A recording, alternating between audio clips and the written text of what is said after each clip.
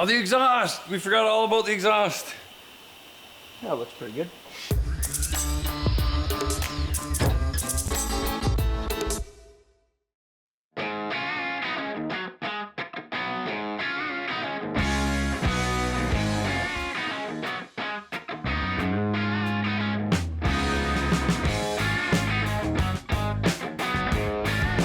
Alright, so we had some major issues with Quattro Deboss and Super Speeders Rob Project Card Challenge. Biggest one right off the bat was our cooling system. We had oil going into the turbos, which was another system, fuel management, boost control, and engine management. We're working on each system at the same time. It just takes a while to accumulate all the parts, the right fittings, the right whatever we need. We're gonna take each system that let us down, explain how we're gonna fix it. That in a nutshell is our fuel system, upgraded 10,000%. Our exhaust and our wastegates was another issue. We had some play over our flare, and this is kinda ugly. So we got Lyle to bend us up. Look at that, isn't that beautiful? That's wonderful. And to make up for the end, we've got new clamps for the exhaust, and those made up real nice to there. And then he made this, which allows us to find our angle just right. Now, also our O2 bung we had right off of the exhaust, but O2 sensors can't be under pressure. And what I mean by that is back pressure going to the turbo. What happens is the oxygen that it's reading gets pushed into the sensor and kind of stays there. Our AFR was reading about 15, which is way too lean.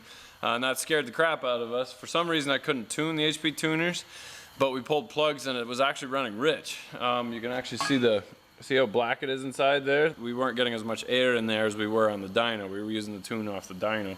Might as well throw new pipes on. But the angle's kind of weird. See, I kind of got to get that angle. So, thankfully Gary didn't buy our coffee table, and I disassembled the coffee table once more. I'm getting kind of worried about my homemade rotisserie here, but I weighed 210 pounds last time I checked, and I'm still okay. If it falls now, I'm in trouble. But anyway, I think it should hold that block. Then I'll put the empty heads on there. I still got an empty set of heads. We'll just put 2 bolts in there, and then we'll throw the exhaust manifolds on. I will put one of the old exhaust pipes back on again, which will, because I don't have the transmission in, and that should get me to find my tilt on the engine. Pretty close. I'm gonna weld everything together except for this bung, which I'm going to tack. But I'm thinking I should put a flex pipe in there anyway, which is probably why that got loose in the first place. Now that I'm thinking about it, I think tomorrow I'll run to town and grab a piece of flex pipe. So, but I'll get it close with the engine and just watch. I gotta get to work, sorry.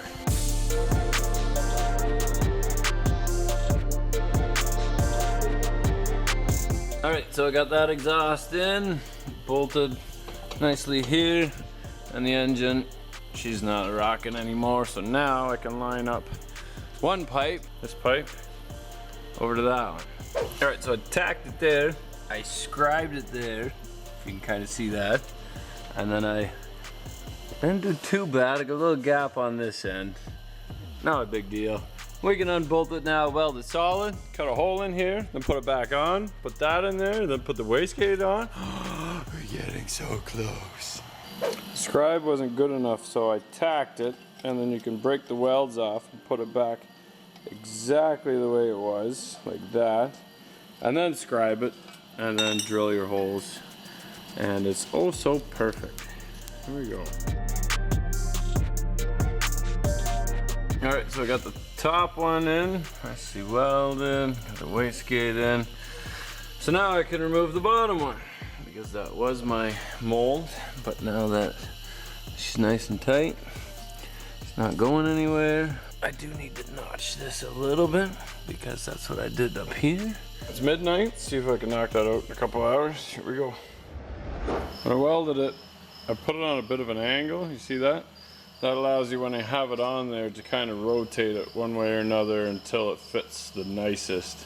Allows you that little bit of play one way or another to just move it to avoid things like the mounts and whatever else. Okay, so the pipes are all mounted. The front is done. I still got to weld to the back of the V-clamp, but we'll take the back pipe off on the turbo so we can drop it down and get a good weld on the back.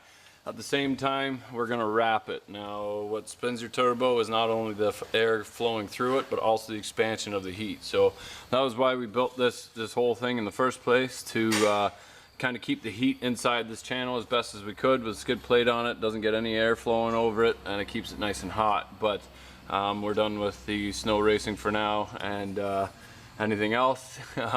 So we're gonna wrap it for just because. Here we go.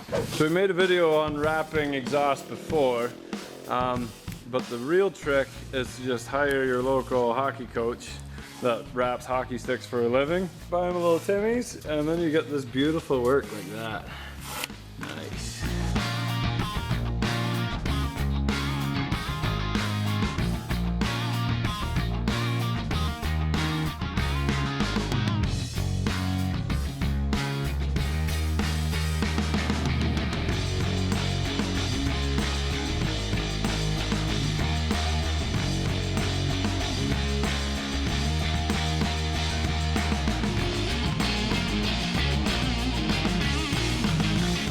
We got Lyle's stainless exhaust in Burlington to bend up a new piece for our wastegates. We went with different wastegates, much better quality wastegates that aren't going to leak on us.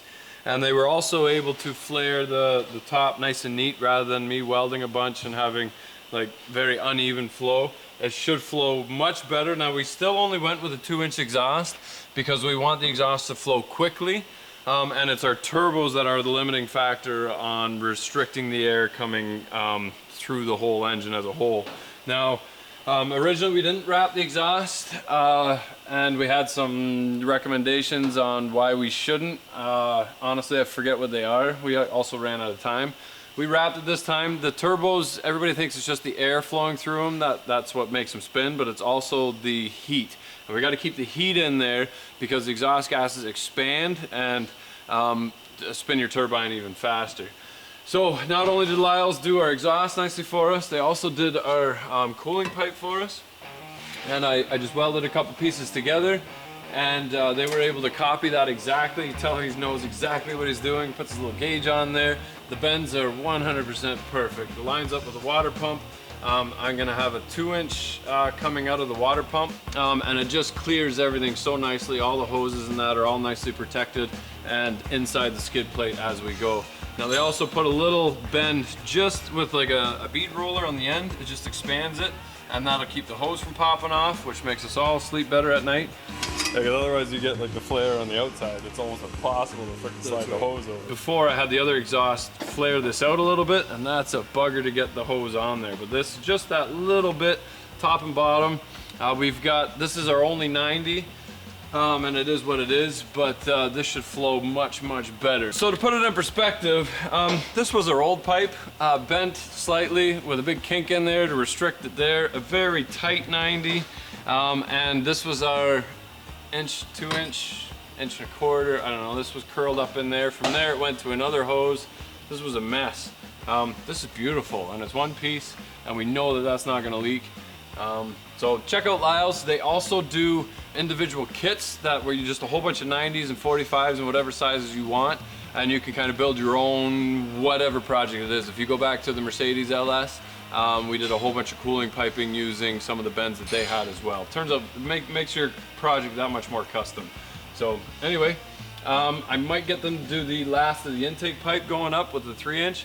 They can do 1.5 inch to 4 inch, I think, in mandrel. But we'll see when we head back there again. I have one last stop, and also our wastegates, the last little pieces coming out to the side pipes. So we're almost there actually. The wiring's coming along nice. We are hooking these up for our water pump, our air compressor, our fuel pump, and our scavenge pump, and then we're also adding the 2 fans. So lots of stuff going on in the back here. But what do you think, Stefan? I think we're pretty close to 50-50 weight with all the crap that we added to the back. He doesn't care. He's deep in... I just want to see the damn thing run. I love this part where it's building and the fabricating and seeing all this. This is what brings me joy. Stefan's grumpy most of the time. I'm balls deep in wiring that I've never done before, okay? Like, yeah. So the next video, I don't know if we'll get it out in time because there's a lot involved with the wiring and we're going to learn a lot more at LS Fest. But I think the wiring is so intense actually. It's not intense, it's just learning the systems. It's like anything, learning systems that you haven't done before is always a little daunting at first. We had some trouble making the dash unit talk to the computer and back and forth, but we got it all figured out. Anyway, that video is more than likely going to come out after LS Fest. We're just going to button this up. We got a lot more to do tomorrow. We only got a few days left, and it is still on its side. It's not moving. No, there's the engine. Yeah. Anyway, here we go.